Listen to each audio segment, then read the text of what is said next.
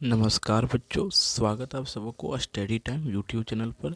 बच्चों, इस वीडियो के माध्यम से कक्षा 7 क्लास का विज्ञान का जो 9 चैप्टर है मृदा, इस वीडियो के माध्यम से सभी प्रश्न उत्तर इस अध्याय के कवर करने वाले हैं। तो वीडियो को आप ध्यान से देखिएगा और कहीं अगर आपको समझ में नहीं आता है तब आप जो है वीडियो में कमेंट करके पूछ लीजिएगा। और वीडियो शुरू करने से आपसे एक रिक्वेस्ट है कि रीडिंग का जो है सो डिस्क्रिप्शन में लिंक दिया हुआ है वीडियो का, तो आप वहाँ से पहले उस वीडियो को देखें, तब प्रश्न उत्तर का देखें, तब आपको बेहतर समझ में और आएगा। ठीक है, तो चलिए आगे देखते हैं। देखिए क्या कहा जाता है। फर्स्ट प्रश्न देखिए, कहा जाता है रिक्त स्थानों की पूर्ति कीजिए। देखिए कहा जाता है हुमस की मात्रा दोमट मृदा में सर्वाधिक होती है। जो दोमट मृदा होती है उसमें सबसे अधिक होती है। फिर आगे कहा जाता है चिकनी मृदा की जल धारक क्षमता सबसे कम होता है। जो चिकनी मृदा होता है वह जल धारक कम होता है, जल का अवशोषण कम करता है, ये समझ लीजिए। फिर मन मनमनीय मृदमनीय मृदा का उपयोग बर्तन बनाने में किया जाता है। ठीक है, ये ध्यान में रखना है आपको कि किस मृदा का उपयोग कहाँ ज़्यादा किया जाता है। अब अगला प्रश्न है सही विकल्प का चयन करना है। ठीक है, देखिए कहा जाता है सही विकल्प का चयन कीजिए। सेल कणों के अतिरिक्त मृदा में होती है। सेल कणों के अतिरिक्त मृदा के कण में क्या क्या होती है। देखिए वायु और जल, जल और पादप। फिर आगे कहा जाता है जल, वायु और पादप और खनिज, जैव पदार्थ और वायु और जल, ये सब सभी। तो इसका आंसर गा होगा। देखिए मृदा में खनिज भी होता है, जैव पदार्थ भी होता है और वायु और जल भी होता है। फिर आगे कहा जाता है मृदा मृदा का बनना कैसी प्रक्रिया है। मृदा का बनना कैसी प्रक्रिया है। तेज प्रक्रिया, धीमी है या क्या है। धीमी प्रक्रिया, क्योंकि मृदा का बनने में बहुत ही लो प्रोसेस है। ठीक है, धीरे धीरे बनता है।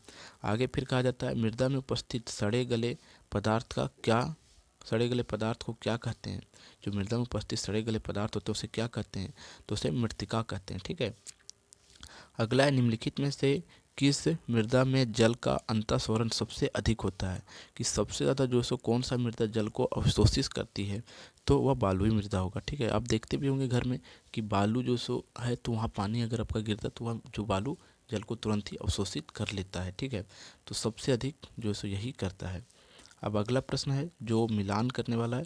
तो मिलान करने वाला प्रश्न है, इसे भी आप ध्यान से देखिएगा। ठीक है, कहा जाता है जीवों का आवास देने वाली मृदा की ऊपरी परत, फिर बालुई मृदा, फिर आगे कहा जाता है मृदा का मध्य परत और मनी मनी मनी मृदे मृदा। ठीक है, तो देखिए कौन किस में मिलान होगा, ये आपको ध्यान से देखना है। देखिए फर्स्ट का जो है सो जीवों का आवास कौन देता है, सभी प्रकार का क्या देता है, मृदा देता है जीवों का आवास। ठीक है, पहला का हो गया। अब दूसरा का मृदा की ऊपरी परत क्या होती है, गहरे रंग का होता है। ठीक है, अब आगे बालुई मृदा, जो बालुई मृदा है वो बड़े कण का होता है।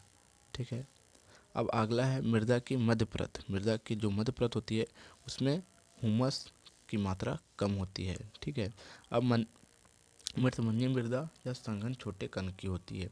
तो मिलान हो गया, आप इसे जो ध्यान से देखते जाइएगा और अपने नोटबुक में से नोट करते जाइएगा। ठीक है, अब अगला प्रश्न देखते हैं, जो चौथा प्रश्न है। देखिए कहा जाता है मृदा परिच्छेद क्या है।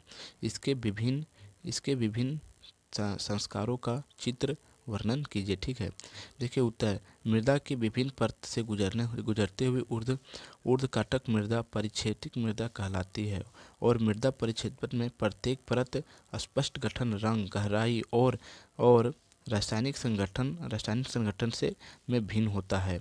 और ये परतें संस्थित स्थिति कहलाती है। और आप देख सकते हैं यहाँ किस प्रकार जो है यह मृदा की संस्थित स्थिति है। अब अगला प्रश्न देखते हैं। देखिए मृदा का अपरदन क्या है, इसे विभिन्न कारकों के बारे में लिखिए। पवन, जल, बर्फ और मिट्टी की ऊपरी परत हटना मिट्टी का अपरदन कहलाता है और इससे प्रमुख कारक हैं। मिट्टी का प्रमुख कारण क्या है अपरदन का, समझिएगा। वन की तेजी से कटाई, फसलों का रासायनिक पदार्थ यानी कि जो रासायनिक उर्वरक है उसमें ज़्यादा डाला जा रहा है, इस कारण से जो सो मिट्टी में ज़्यादा जो सो हमें क्या हो रहा है, नुकसान देखने को या प्रदूषित ज़्यादा हो रहा है। आगे फिर कहा जाता है, छठा प्रश्न है कि मृदा के विभिन्न विभिन्न प्रकार का नाम बताइए। मृदा के 3 प्रकार होते हैं, एक जो है सो डुमती मृदा, बालू मृदा और मृदकन्या मृदा। ठीक है, 3 प्रकार की मृदा होती है जो कि यहाँ है।